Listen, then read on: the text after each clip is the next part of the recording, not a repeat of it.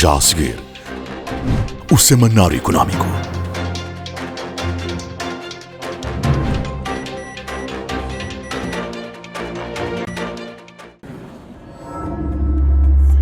BNI, milhões de braços, uma só força.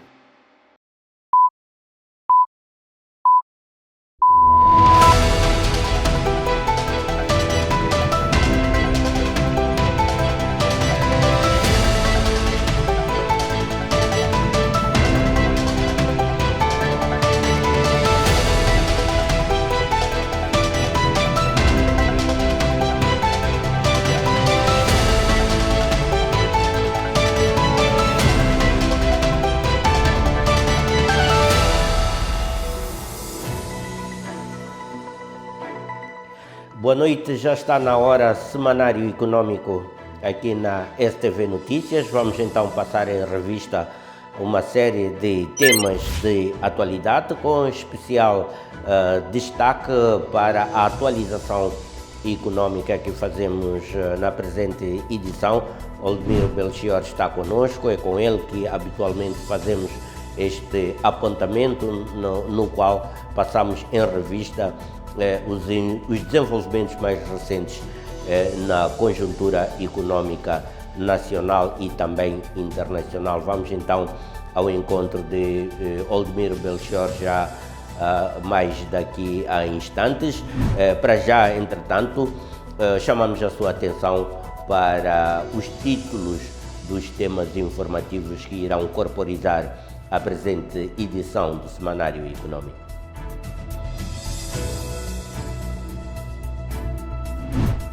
Banco Mundial considera a contratação pública eletrónica um passo transformador para a governação econômica de Moçambique. The World Bank is proud to support this reform through the Managing Public Resources for Service Delivery (JPRESS) project.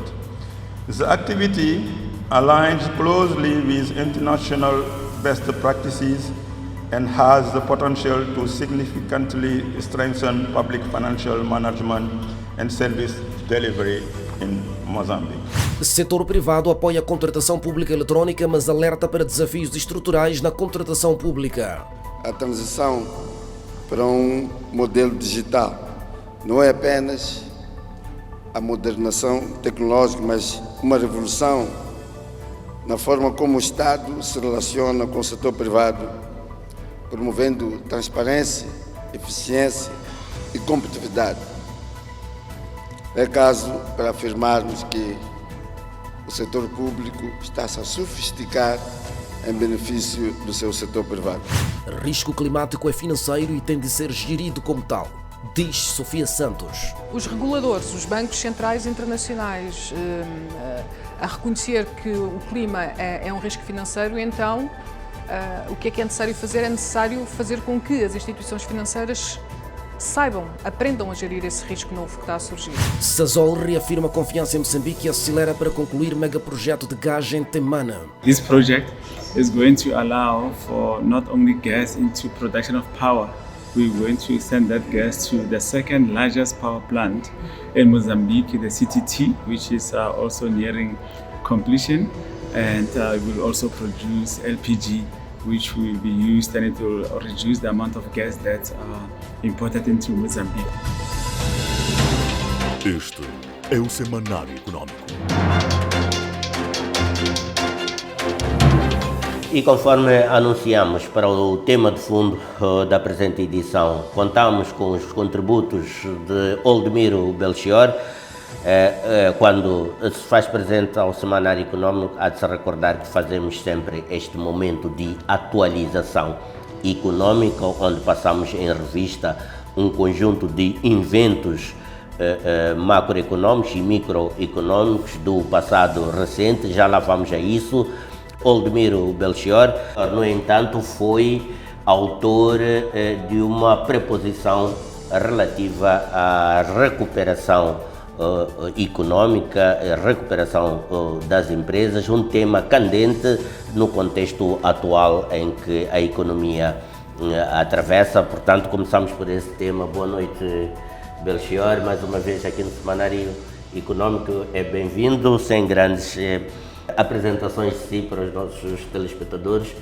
Começo exatamente pela contribuição que fez, o working paper que trabalhou e que pôs a discussão muito recentemente.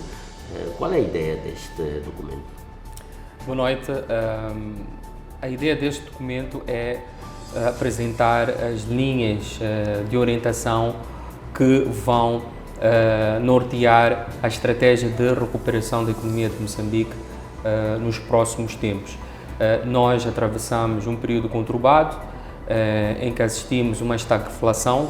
A estagflação significa mais inflação e menos crescimento, sobretudo no último trimestre de 2024, onde se eclodiu a escalada das tensões pós-eleitorais, e achei oportuno que deveríamos refletir do que passou em termos de impactos severos que a economia sofreu e perspectivar o futuro da economia. Quais são as principais propostas que apresenta, ou os principais pontos que lhe preocuparam no exercício que fez? Os principais pontos é como assegurar que Moçambique possa ser uma economia digitalmente produtiva e como nós podemos alcançar a tão almejada independência econômica. Moçambique, em 2025, celebra 50 anos de independência territorial, em meio século que conquistamos a nossa independência e, infelizmente, ainda não somos autossuficientes para podermos produzir bens e serviços internamente. Estamos muito longe disso. O caminho ainda é longo, tem algum trabalho feito, houve um percurso que fizemos até aqui, mas diria que as políticas económicas que têm vindo a ser adotadas não têm sido direcionadas para uma produção em escala que produza bens e serviços de valor acrescentado para a economia. Quais as principais vulnerabilidades que conseguiu identificar nos modelos econômicos, porque não foi só um desde a independência até cá, mas procurando agrupar, que vulnerabilidades é que conseguiu constatar? A primeira vulnerabilidade tem a ver com a fragmentação do sistema político em Moçambique. Nós assistimos que as crises pós-eleitorais são cíclicas. Sempre que ocorrem períodos eleitorais, após o anúncio dos resultados, existe uma escalada de violência, de tensões político-militares. Isso é histórico. E esta fragmentação do sistema político é um fator que nos põe em desvantagem e, obviamente, tem repercussões severas na economia, no setor real em particular. Outra tem a ver com o ambiente de segurança. Portanto, a crise pós-eleitoral de 2024 veio mostrar que o ambiente, a estrutura de segurança no país, de facto, ainda precisa de melhorias. As temáticas relacionadas com o desemprego, com a proteção social e também com uma crise de confiança que foi instalada no mercado, o que levou à deslocalização de algumas empresas estratégicas e investimentos que estavam programados para iniciar no próximo ciclo. Estas eu diria que são as vulnerabilidades de relevo. Outra também que é importante aqui referir, João Carlos, é a forte dependência externa que Moçambique tem em termos de importação de bens primários. Quando nós assistimos à escassez de produtos e uma oferta insuficiente para satisfazer a procura existente, isto revelou que a nossa estrutura produtiva é ineficiente e ainda não permite produzir em escala suficiente para abastecer o mercado interno. É necessário uma reorientação das cadeias de produção e de abastecimento para que Moçambique possa... Tive a oportunidade de ler esse seu working paper e fiquei particularmente curioso e gostava que tivesse até desenvolvido mais a ideia que avançou de um pacto entre o setor privado e o Estado, entre empresas e o Estado. Que pacto é este? O que é que é em benefício até dos nossos telespectadores que eventualmente não tiveram acesso a esse exercício que fez? Isto resulta muito de como nós podemos melhorar o diálogo público e privado, porque assistimos que existem algumas desigualdades, digamos, alguns desequilíbrios, melhor dizendo, na relação entre o Estado e as empresas. Então, são dois agentes económicos que dependem um do outro. Portanto, o Estado não pode existir sem empresas, as empresas também não podem produzir, crescer e criar valor na economia sem intervenção do Estado.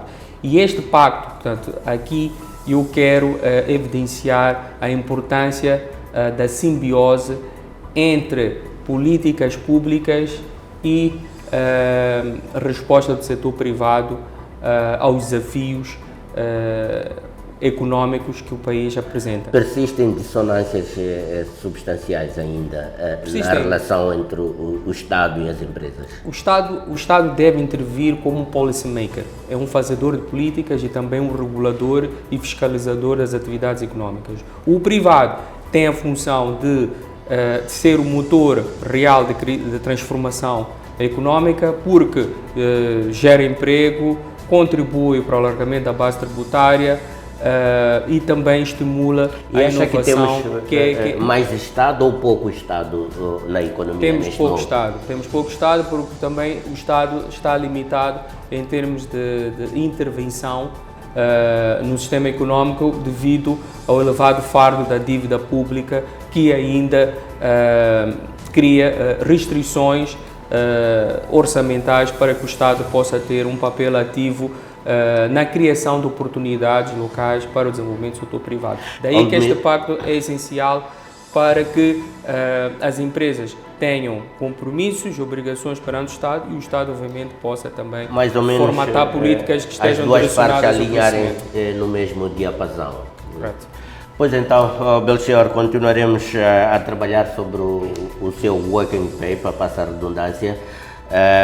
Voltaremos a seguir para o tema de fundo para passarmos em revista os eventos mais relevantes na conjuntura económica do país e internacional também, que tem estado a merecer um período particularmente agitado no plano internacional da economia. Isso será mais adiante, quando entrarmos particularmente e precisamente no tema de fundo da presente edição do Semanário Econômico. Até lá, entretanto, e logo a seguir ao intervalo, faremos a atualidade informativa aqui no Semanário Econômico. Eu volto logo a seguir ao curto intervalo.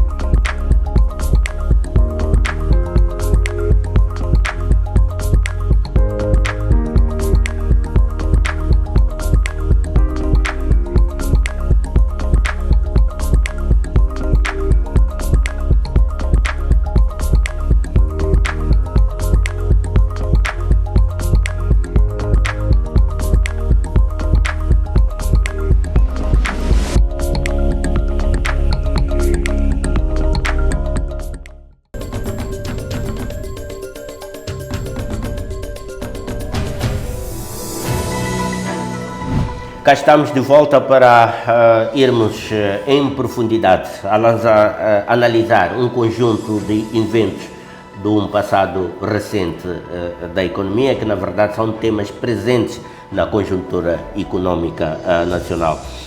Oldemiro Belchior, dissemos no início que tínhamos um conjunto de acontecimentos que importa analisar as suas implicações e o seu contexto específico. Downgrade da dívida interna, as implicações. Tivemos também mexidas no quadro regulatório do setor bancário, com o Banco de Moçambique a fazer a flexibilização do regime cambial. Contexto internacional, tarifas e contra-tarifas a dominar o espectro internacional. São esses os temas que elenquei para analisarmos. Comecemos com a questão do downgrade da dívida interna. Que implicações é que isto tem particularmente e, sobretudo, como inverter esta situação? Bem, o tema do downgrade da dívida pública interna já era expectável, João Carlos, porque o que temos observado desde o ano passado é que o Estado vem fazendo refunding da dívida, ou seja, refinanciando através da troca de títulos. Endividando-se para pagar a dívida. Não havia outra forma. Basicamente é isso, tá? É um endividamento para... Emitindo mais dívida, pedindo, portanto, mais tempo para reembolsar os seus credores, porque também as condições económicas não favorecem para que o Estado possa ter maior disponibilidade em termos de receitas para cobrir as despesas com juros financeiros. Isto aconteceu, infelizmente, e fez soar os alarmes das agências de rating. A primeira a reagir foi a Standard & Poor's, que coloca Moçambique com uma notação de risco de incumprimento seletivo, né, Selected Default, o que reflete desafios fiscais acrescidos, incertezas económicas do ponto de vista de recuperação do tecido empresarial. E agora, recentemente, é a Moody's também que segue o mesmo procedimento, a manifestar um cenário pessimista em termos de probabilidade de incumprimento do Estado das suas obrigações. Implicações são diretas. A primeira é esta revisão em baixa da classificação de risco soberano afeta a confiança dos investidores nas suas decisões de investimento. Obviamente que um investidor de uma multinacional, olhando para uma geografia que reflete um elevado risco de incumprimento, isto vai ter influência nas suas decisões de investimento e financiamento.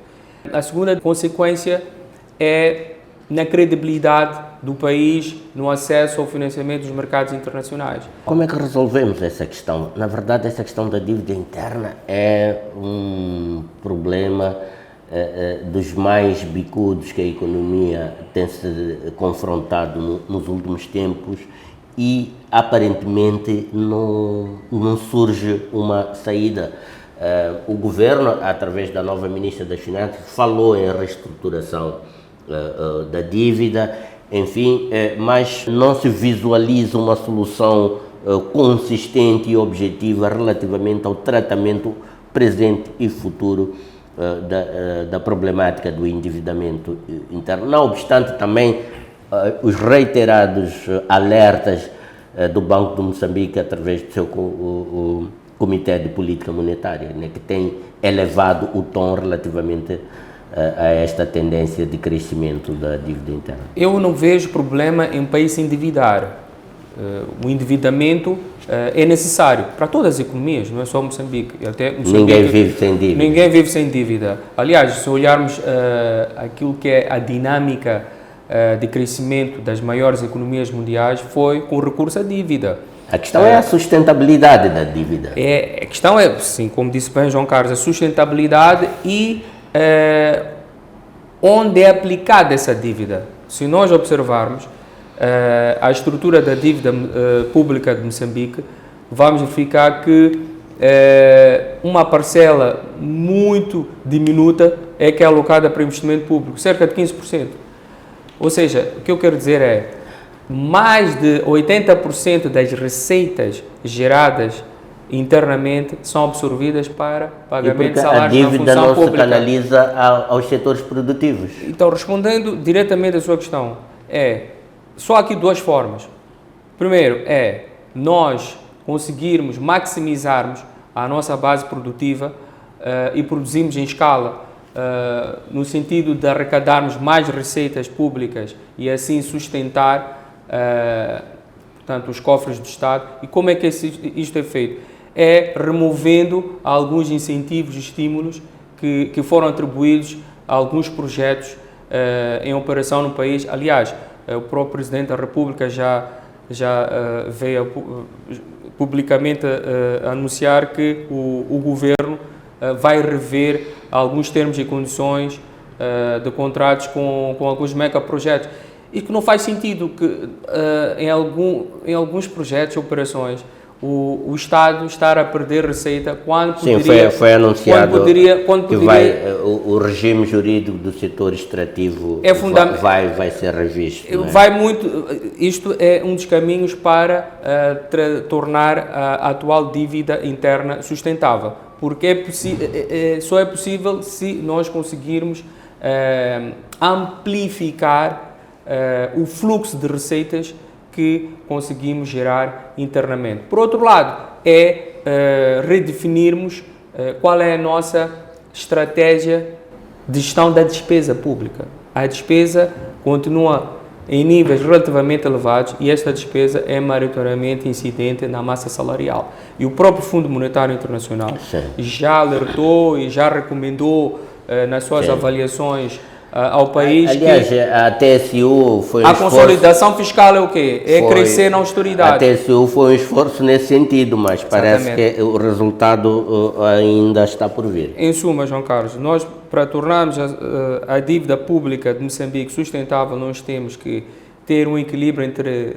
receita e despesa, ou seja, criar mecanismos que potenciam a captação de mais recursos e também termos uma racionalização dos gastos públicos para que haja aqui um trade-off e assim possamos trazer esta dívida para um patamar. Eu acrescentaria o alargamento da base produtiva e da produtividade da nossa economia. E isto é possível fazer com a reindustrialização, a reconversão industrial, que é também um dos pilares estratégicos que eu me refiro no estudo da visão estratégica de recuperação económica de Moçambique que falamos no início desta conversa. Oldemir Belchior, outro tema bastante atual e que merece toda a nossa atenção foi esta medida anunciada pelo Banco de Moçambique que reviu o quadro regulatório, mais concretamente a flexibilização do regime cambial. Creio eu que em resposta a esta crescente tensão aqui no mercado cambial nacional, esta questão de divisas suficientes, insuficientes, disponíveis ou indisponíveis. Bem, nós estamos a viver períodos muito desafiadores na economia e o mercado cambial é a face visível dos choques causados pela crise sistémica. Há de facto um backlog muito elevado em termos de procura de divisas para suportar as importações do setor privado. E o Banco de Moçambique não podia ficar indiferente perante esta situação que alarma o mercado. E divulgou recentemente 2 avisos regulamentares, o aviso 1 e o aviso 2, 2025, que estabelecem a revisão da taxa de conversão obrigatória de receitas de exportação de bens e serviços, que passa de 30% para 50%, com o objetivo de prover maior disponibilidade de divisas no sistema bancário para responder às necessidades de importação das empresas. Eu acredito que esta medida vai, de certa forma, aliviar a pressão do lado da procura. Os bancos passam a ter mais recursos para converter junto dos exportadores e assim responder à procura existente. É importante aqui esclarecer, João Carlos, que reservas obrigatórias é um instrumento de política monetária que regula a liquidez dos bancos. Não é um instrumento que regula a posição cambial. Esta medida de caráter excepcional que o Banco Central adotou vai permitir que os valores que os bancos recebem das exportações dos seus clientes seja convertível em moeda nacional.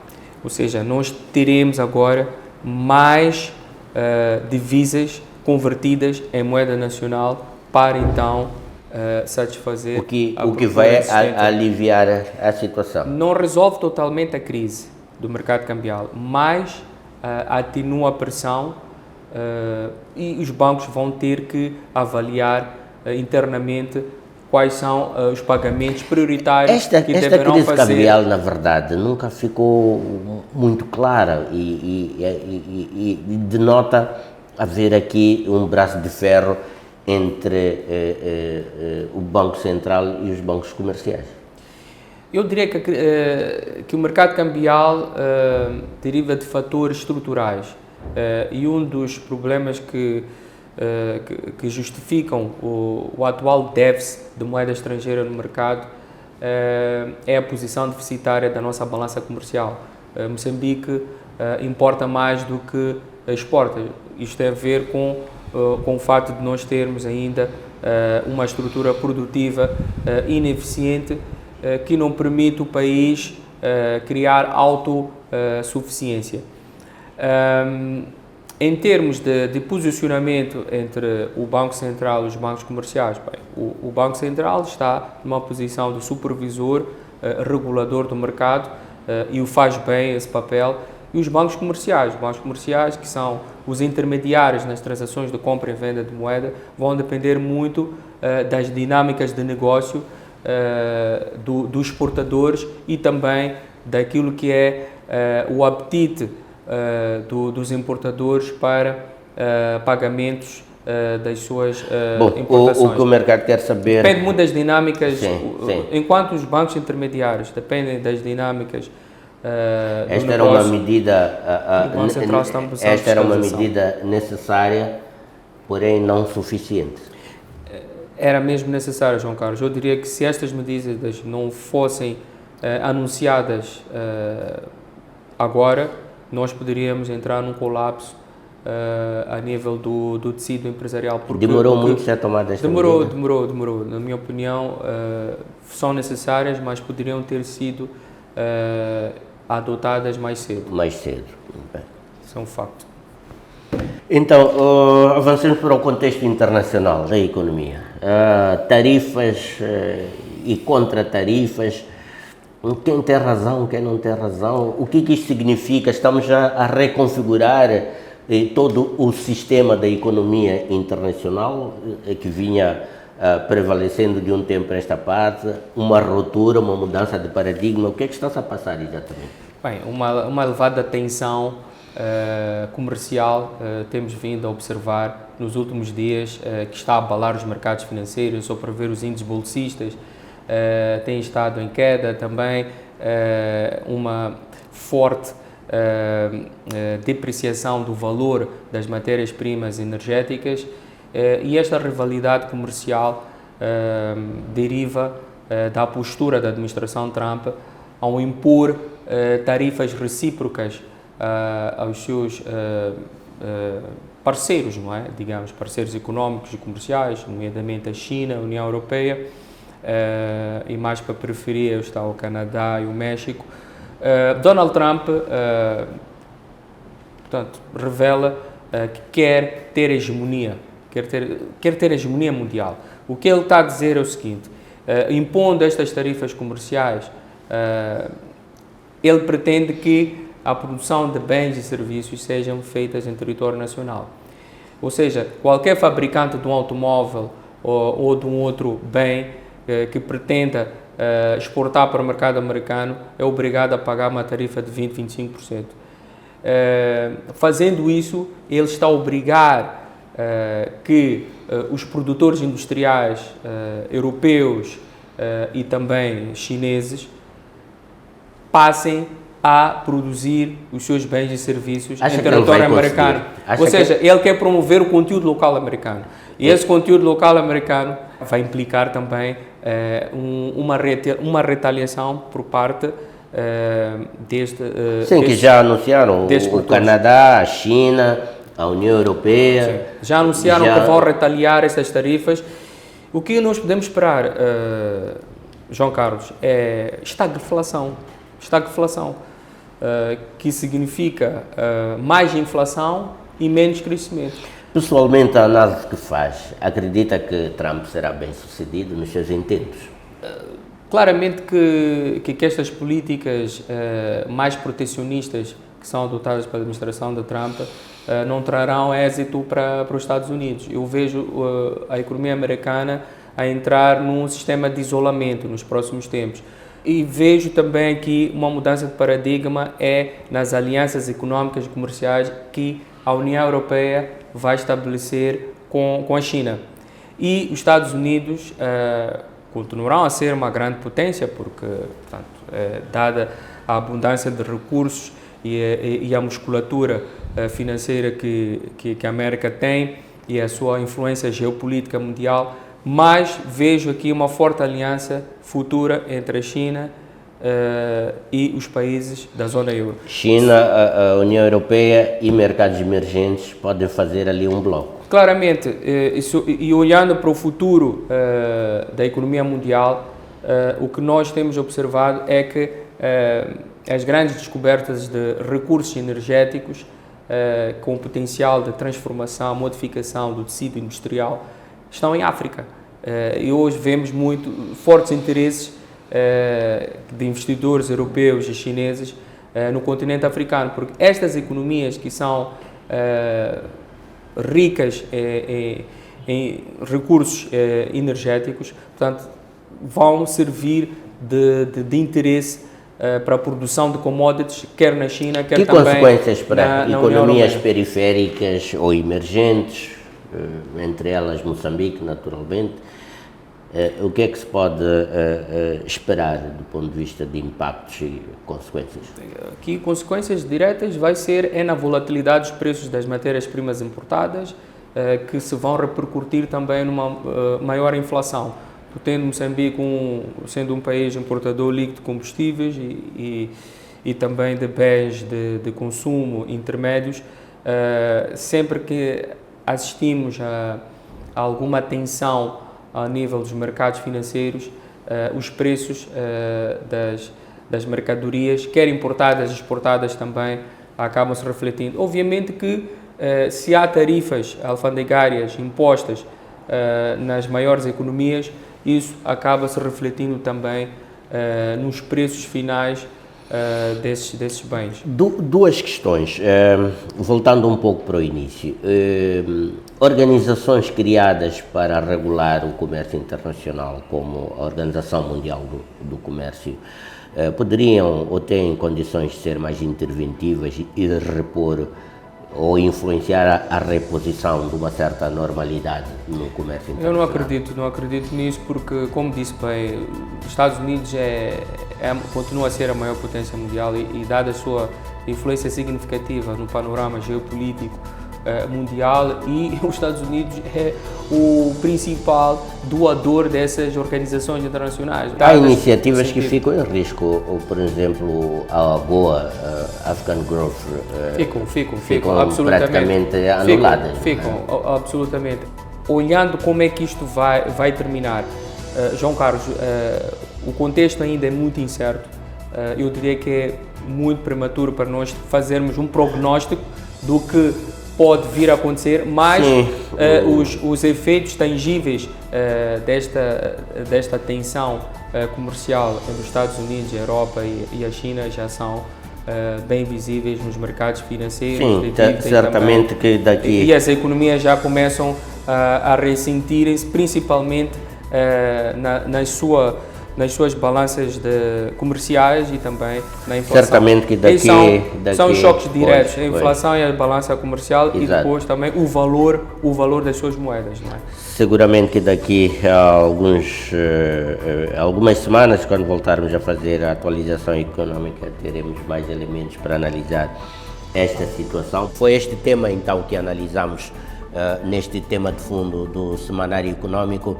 Vamos fazer agora uma breve pausa e logo de seguida entraremos para as conclusões da presente edição do Semanário Econômico. Você está com o Semanário Econômico.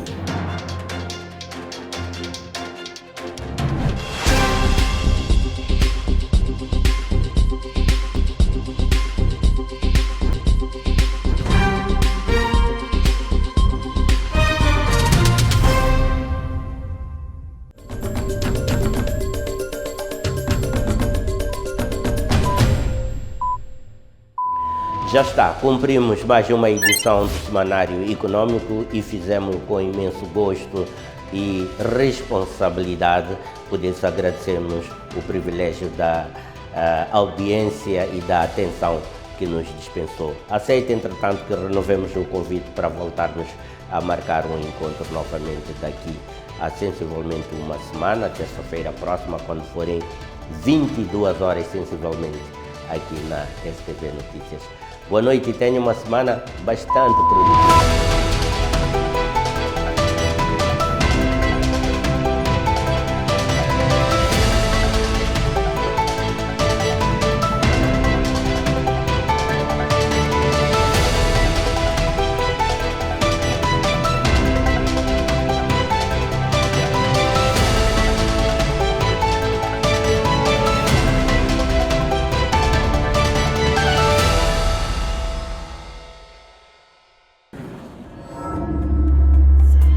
PNI, milhões de braços, uma só força.